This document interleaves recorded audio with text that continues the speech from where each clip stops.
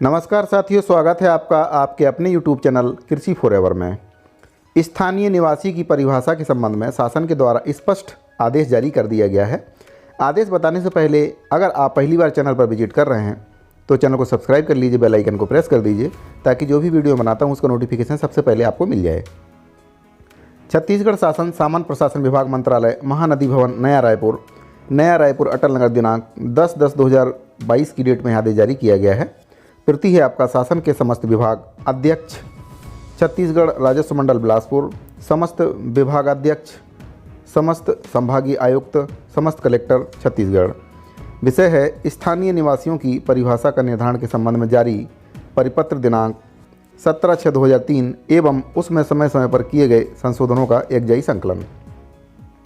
संदर्भ है इस विभाग का समसंख्यक परिपत्र दिनांक 17/6/2003, 18/8/2003, 27/6/2007, 1/9/2007, 5/5/2010, 14/9/2021 एवं परिपत्र दिनांक 13/7/2022।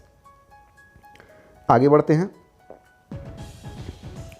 स्थानीय निवासियों की परिभाषा के संबंध में सामान्य प्रशासन विभाग द्वारा परिपत्र क्रमांक दिनांक 17/6/2003 एवं उसमें समय समय पर किए गए संशोधनों का एकजाई संकलन निम्नानुसार है। पहला है, छत्तीसगढ़ का स्थानीय निवासी उसी व्यक्ति को माना जाएगा जो निम्नलिखित 4 में से किसी एक कंडिका में उल्लेखित शर्त की पूर्ति करता हो। पहला है इसमें वह छत्तीसगढ़ में पैदा हुआ हो। दूसरा, वह अथवा उसके पालकों में से कोई अथवा उनके पालकों में से यदि कोई जीवित ना हो तो उसका वैध अभिभावक गार्जियन छत्तीसगढ़ में निरंतर कम से कम 10 वर्ष से रह रहा हो। तीसरा है इसका, उसके पालकों में से कोई भी राज्य शासन का सेवारत या सेवानिवृत्त कर्मचारी हो अथवा केंद्रीय शासन का कर्मचारी हो जो छत्तीसगढ़ में सेवारत हो।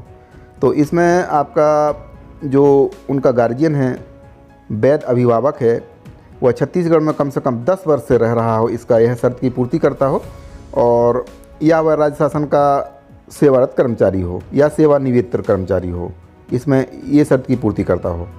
अगला है आपका चौथा, वह स्वयं अथवा उसके पालक राज्य में पिछले 5 वर्षों से कोई चल संपत्ति, उद्योग अथवा व्यवसाय रखते हों।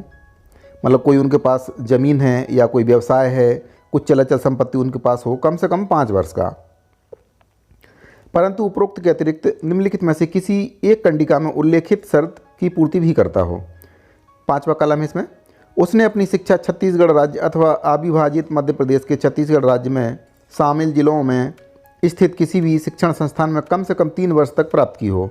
कम से कम 3 वर्ष की शिक्षा इसमें मांगी गई है।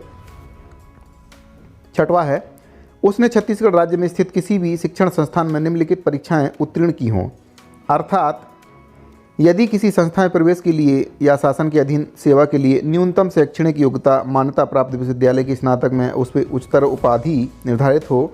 उच्चतर माध्यमिक परीक्षा 8वीं कक्षा की परीक्षा के स्थान पर पहली, चौथी या 5वीं की परीक्षा से मांगी गई है।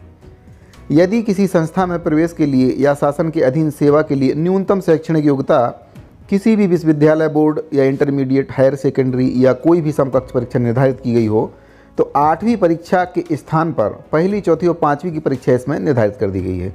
पहले 5वीं 8वीं की मांगी जाती थी, अभी इसमें पहली, चौथी और 5वीं लागू कर दिया गया है। अगला है आपका अन्य मामलों में पहली, चौथी, 5वीं की कक्षा की परीक्षा। परिपत्र क्रमांक दिनांक 13/7/2022 द्वारा संशोधित किया गया है।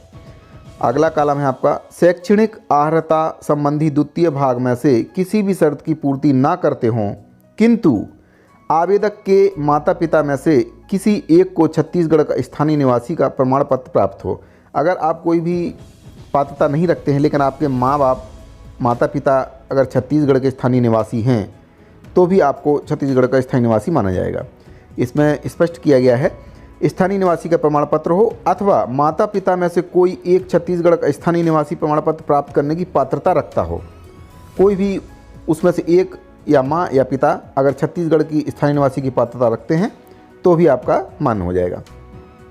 यदि माता पिता मृत हो गए हों तो वे यदि जीवित रहते तो स्थानीय निवासी प्रमाण पत्र प्राप्त करने की पात्रता रखते, अगर उनके पास, अगर वो माता पिता नहीं भी हैं लेकिन अगर वह जीवित रहते हो, उनके पास पात्रता रहती, मतलब वो पात्र थे, छत्तीसगढ़ के स्थायी निवासी होने के पात्र थे, तो भी आपका इसमें बन जाएगा।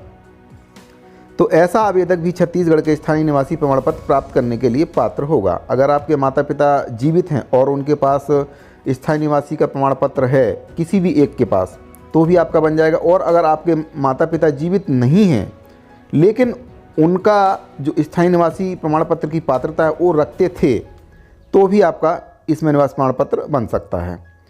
तो इसमें परिपत्र क्रमांक दिनांक 5 मई 2010 द्वारा संशोधित।